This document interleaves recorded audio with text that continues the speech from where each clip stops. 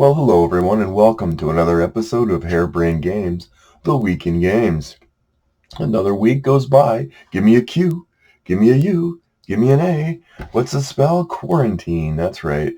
I don't know about you, but we've had such glorious days outside. Today it's raining like cats and dogs, but it's been glorious outside. I miss basketball. I miss doing my I still do my 5 mile runs every morning.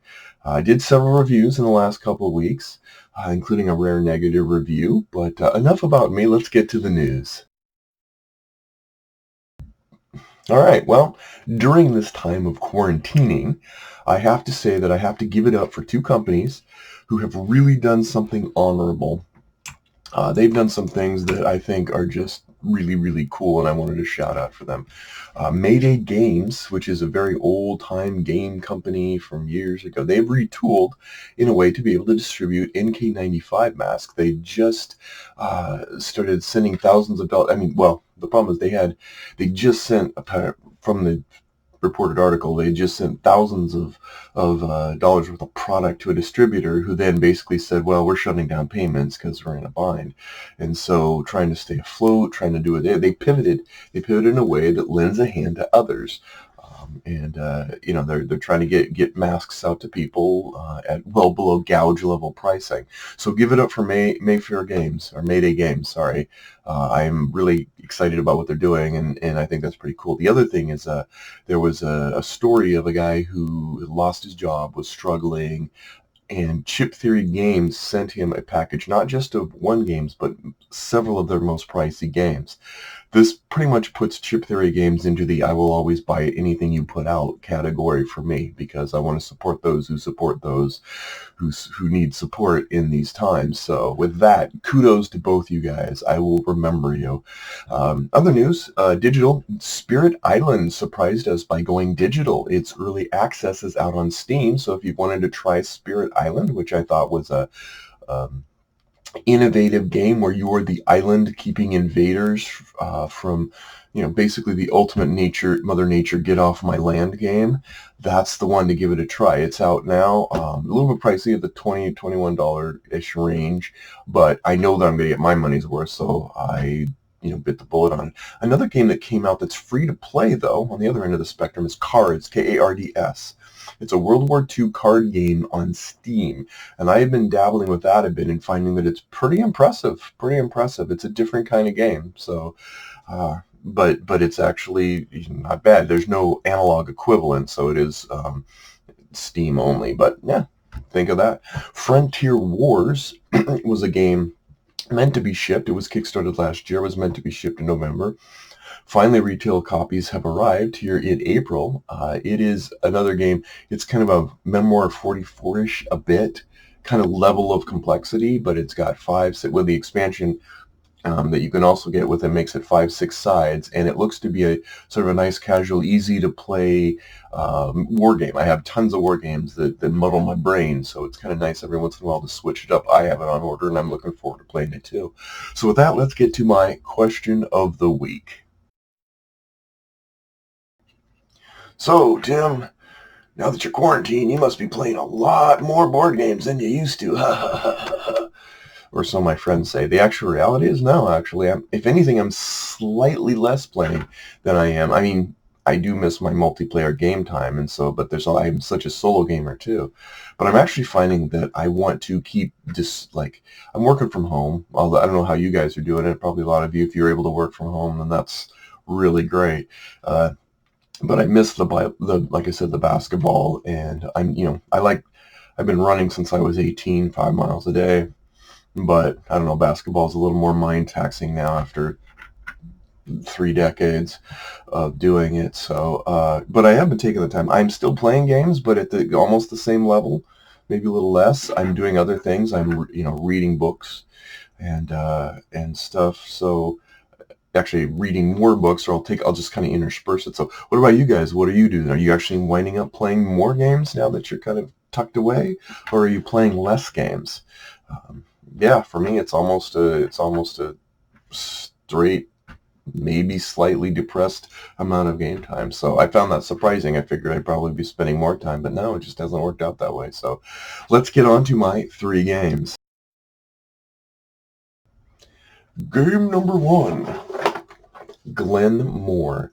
Glenmore is a Scottish game, a game with all kinds of yummy things like brews and whiskey and distilleries. And this was one of the first games that had a sort of a rubber banding, Mario Kart rubber banding kind of mechanism for turn order, and that you wasn't really a set turn order.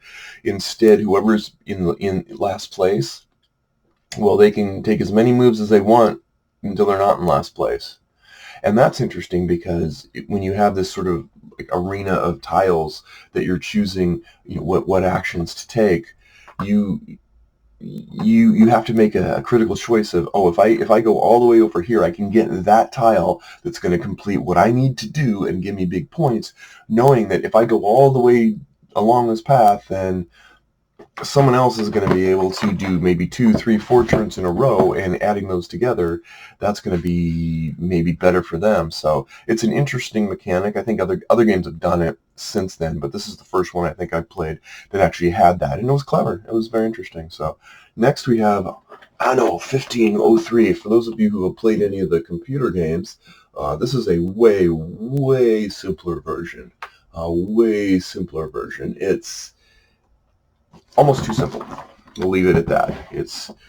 But that doesn't mean it doesn't have a place. There is opportunity for it to be a lighthearted game for people. But on the other front, Silver River was something I backed. It's a Robert Burke game. It is a 4X that you can play in a couple hours. It intends to sort of simplify all of the aspects of a 4X space game, but in a way that basically streamlines it. So I have not yet entertained it. I've set it up and I've dabbled with it. I think the solo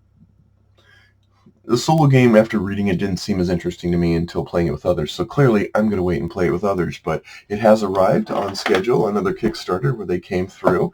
So that's good. And those are my 3 games. Now let's get to Alphabet Soup. Okay, let's talk Alphabet Soup. We are at R. R is arguably the richest, deepest subset of games that I have yet spoken upon. So let's get right to it. Top of the line, Rising Sun. I love Blood Rage, I love Rising Sun, and I'm looking forward to Hank. These are top-notch components, top-notch gameplay, really well done. It is superb.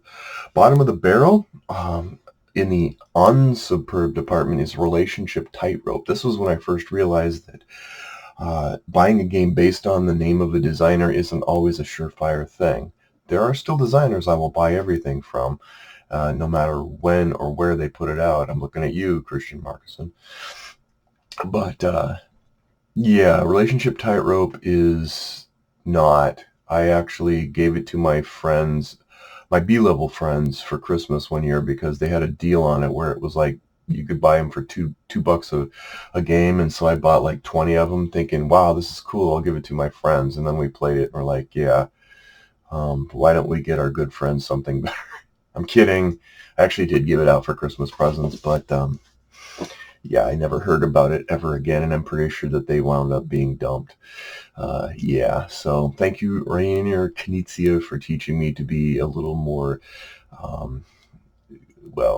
a little more learned about choosing when to back stuff or buy stuff at any cost. Came out of nowhere, Risk Europe.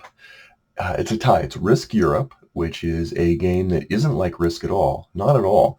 It's actually a really tight-knit, well-done, almost Euro war game, which, if you haven't had a chance to check out, do so. And Russian Railroads, which really has nothing to do with building an actual railroad in the game, but you are kind of building railroads, but it's one of the games that has almost a positive feedback loop. You're never doing anything negative in that game to a degree. But I ended up buying it, then German Railroads, then American Railroads. It went out of print. Every once in a while I get someone asking if I'll sell it, and I'm like, I don't know. I like it. I like it. I really do. It's pleasant. Even one, even solo, it's pretty fine. So, Riches to Rags. I have to say the game that started off going, this is awesome, was Rattle Battle Grab the Loot.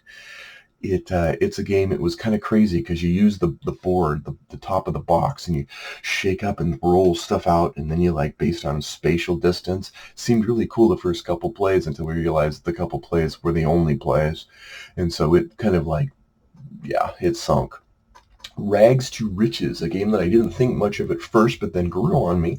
Rise to Nobility. Now, Rise to Nobility had the unfortunate situation where several games like it had come out, and so I was playing a bunch of them at a time, and so I played it and went, meh, meh.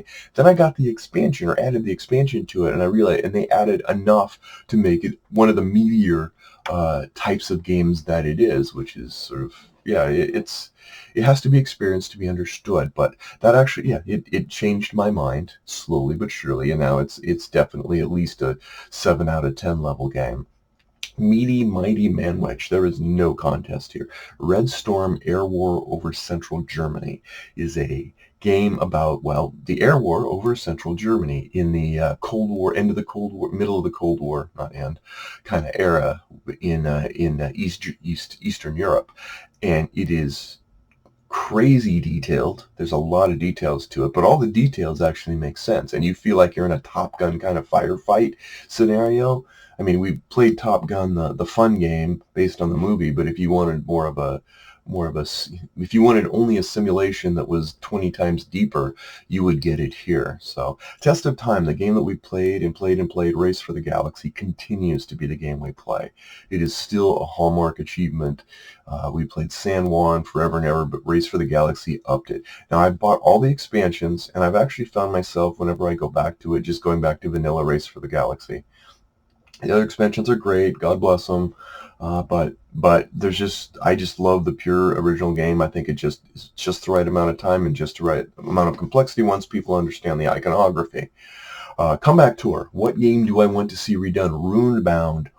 I really enjoyed the third edition, especially with the Unbreakable Bonds expansion. I felt like it was the closest to an adventure kind of style game that for that era. Some have come along since that have given me a little more of an adventure feel to a degree, but there's still a place in my heart for this, and I'd love to see Runebound 4th edition. Yes, with the little cards you flip and all that, or something like it, especially geared more towards solo play, like solo play with a party. I think that there's still a lot of upside to doing another version of this someday in the future. Honorable mentions.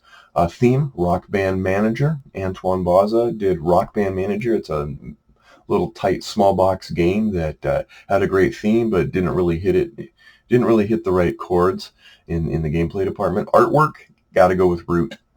Brute has just, yeah, it's a different style. It's not like realistic style. It's cartoony but not cartoony, and it's as a game itself, its only downside is trying to teach it when you have n number of different ways to play that are all very unique. But like it, it's basically the casual player's coin game, so to speak. So, and yeah, cleverness. I have to go with Rise of Augustus. What other game would take you into the Roman Empire to play bingo? That one almost made my test of time, because it's something I can pull out and give to a lot of people, and it's actually a fun game of bingo. So that's it. That's what we have for this week. I hope you guys are doing well, still contained or uncontained. Give me your stories. Tell me how it's going. I always love to hear from you, and I really like to answer everyone who comments, because I enjoy the tight-knit group that we are. And yeah, let me know how you're doing. Take care, and we'll see you next time on Harebrained Games.